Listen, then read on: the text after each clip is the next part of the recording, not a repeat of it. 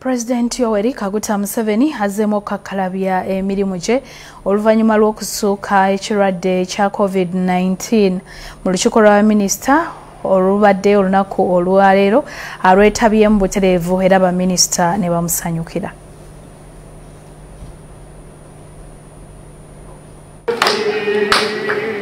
President Yoweri Kaguta Museveni olwaleero azzeemu emirimu gye mu butongole oluvannyuma lw'okusuuka obulwadde bwa COVID-19 abadde mu kweyawula mu maka g'obwa Pulezidenti Nakasero gy'amaze ennaku 11.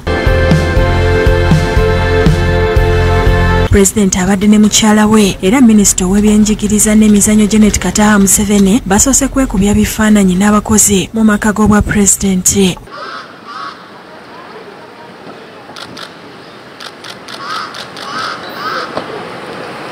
Oluvannyuma balinnye emmotoka okwolekera Entebbe okukubiriza kabinenti ng'eno bayimbye ennyimba ezitendereza omutonzi.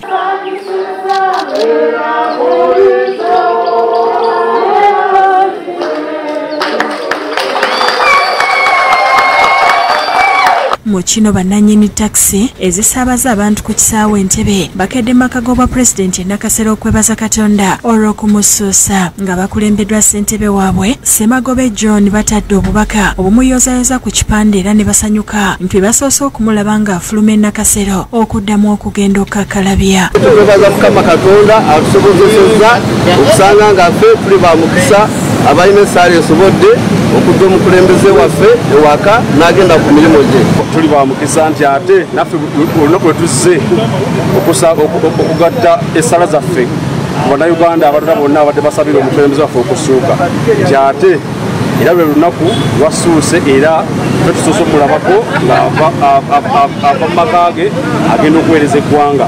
Eky'omukisa omulungi nti muzeeyi Assuuse era tusaba Mukama Katonda amwongere obulamu. Amusabye ateeka amaanyi ku bayeekera ba ADF abalumbye eggwanga ne batta abayizi b'essomero lya Rubiriha n'abantu ba bulijjo. Tuwonye Ssaabalwanyi waffe webale kudda tukwira abasajja b'ekasisa ba ADF abafiiridwa abaana baabwe tunywerwa wamu nammwe. Robina Nantale yakusakidde eggulire lino.